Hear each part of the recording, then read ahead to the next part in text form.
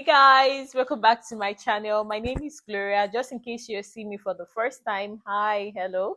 And to my returning subscriber, hi, welcome back to my channel. So today's video is going to be an interesting one. I'm going to be teaching you how to do multi-purpose soap from the comfort of your home. Use soap, you can use it to do a whole lot. You can use it to wash your countertop, you can use it for your laundry, you can use it for mopping or anything.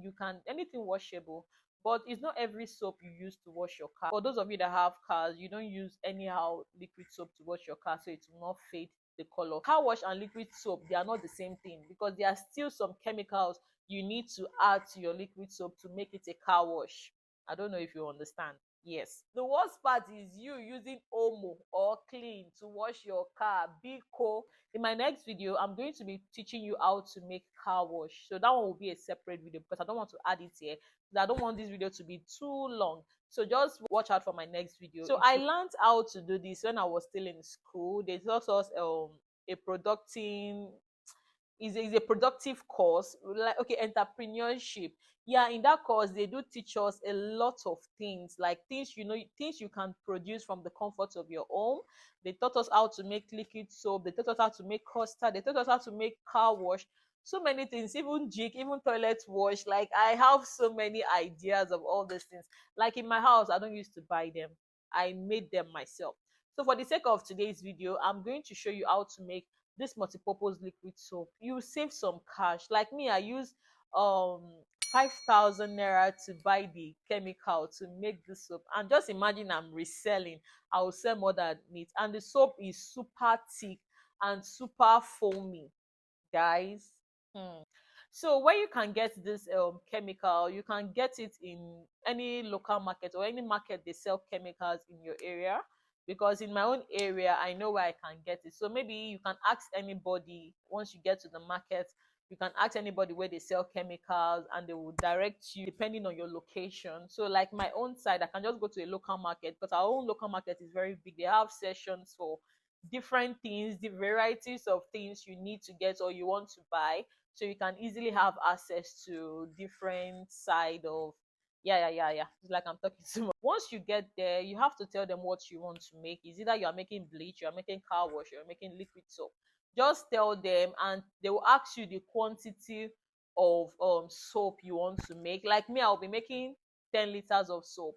So you have to tell them if you're making 10 liters of soap, you are making 5, if you are making 20. So it depends on you. Just tell them, and they are going to give you the ingredients that you need, and they will help you to label them. But if they are not labeling it, just don't worry, just follow the guidelines in this video and you will get a good result. I'm going to state down the list of the ingredients I got and the amount I used in my description box, so you want to go there and write some things out. So without no delay, let's get right to it. So guys, we'll be needing our hand gloves. Since we're working with chemicals, we want to protect ourselves. Our first ingredient on the list is Nitrosol. This is a thickener that looks like powdered milk. It dissolves very fast. Next on our list is the SLS. This is quite grainy. It looks like rice.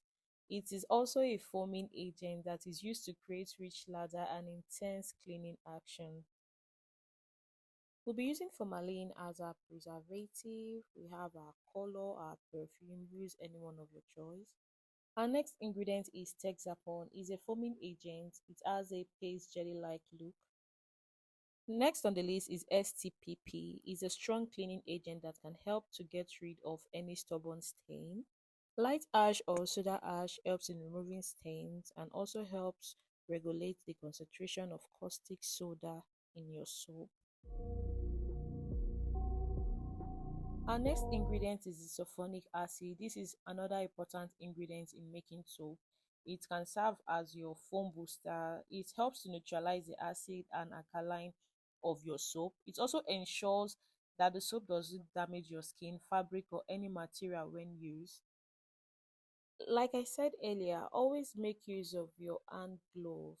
Use your hand glove. These are raw chemicals. You don't need to use your hands because you'll be feeling okay. Just take a look at this hand glove. You can see some reaction. Those chemicals, they've already start reacting to my hand glove. Just imagine I'm using my bare hands doing this illustration. By now I would have been feeling the burns and every pains, everything there. So this is my bowl. Ensure you have a bigger bowl depending on the size you are making. Don't use small bowl because at the end of the day you just see like the soap will just double its size. So this is 10 liter. I'm pouring in my nitrosol and stirring. Always make sure you stir to avoid clumping. So this is our caustic soda. I'm mixing it with water and I'm stirring. Make sure you stir it till it's well combined. So along the process, it will become hot and you just have to be careful at this point. Then mix to your solution till everything is well combined. So in a separate bowl, I added 3 liters of water. I added my XLS, then I mix till it's well combined. This looks like rice. Like I said earlier, make sure you mix till it's well combined and it starts to get foamy like this. Build up until I can't hear, that my mind fills up into a So creature. once it's ready, I added my soda ash. I added my STPP to it. Then I mix till it becomes thick. And it haunts me somewhere much deeper. Anxiety filling up every space, no privacy. And silently Make sure you keep stirring till you see something like this. Then you know that you are almost done build until you finally see. for this Whoa, section. it's taking over. Damn, no closure, moving closer. What I'm about to do here is I want to combine both ingredients together. At this point, you need to keep stirring to avoid lump. Stir because this requires a lot of work from you. You keep stirring. No exposure, I just wanna be a loner. Some can't stay sober, looking. So after stirring, once you get a combined consistency like this, then you go ahead to mix your sulfonic acid and Texapon in a separate bowl.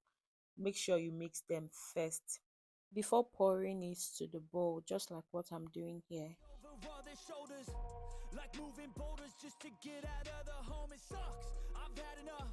I don't wanna feel the stuck under the rug. So at this point, you need to mix them very well together in order to avoid clump. Rug all my problems that I shove. I got nightmares. At this point, my hands are burning, like the pains, like I have no other option than to start doing Amala style here. I was just doing the Yoruba style here to just make everything comes out in a good form. So once you've seen something like this, you know, yeah, girl, you're almost there. Then I added my formalin. I'm supposed to mix this with water, but I was just distracted at this point. So I kept stirring till I get something like this. Then you're good to I go. fear that the thoughts build up until I can't hear, that my mind fills up. If you are doing this soap making, always make sure you do it outdoor. Don't do it inside your house or in your kitchen because of the chemical there. You just need it to go outside. So as you can see some foamy things on top. You make sure you mix till you get a clear consistency, just like this. Yeah, like this, you should know that your soap is ready. So what I'm doing is I'll add my color. I'm mixing it with water because it's powder. So I added my color and I added my perfume to it. Make sure you mix to avoid clumping. One important thing about you making multi-purpose soap from the comfort of your home is you choose what you want to be in there. Like there are some, you go to the market, it's not foamy, it's too light and all of that. But since you are making this from the comfort of your home, you choose the kind of consistency you need. So this is me here adding my fragrance to it. You can use any fragrance of your choice. Then I kept on mixing. Then I added 5 liters of water to my soap to dilute it because it's too thick. Then I didn't just add it once, I was adding it little by little till I get the consistency I need. So depends on you. If you want it light, you can add more water. But if you want it thick, just like mine, you can add the kind of water you need.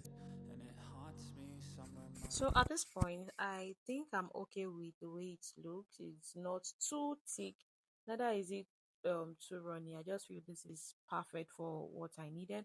So this is me testing it. You can see how foamy it is. So you want to keep your soap aside for some hours so that everything will be properly made. So guys, this is our soap. After allowing it to stay for some hours, I allow it to stay overnight actually. So this is it, no clump.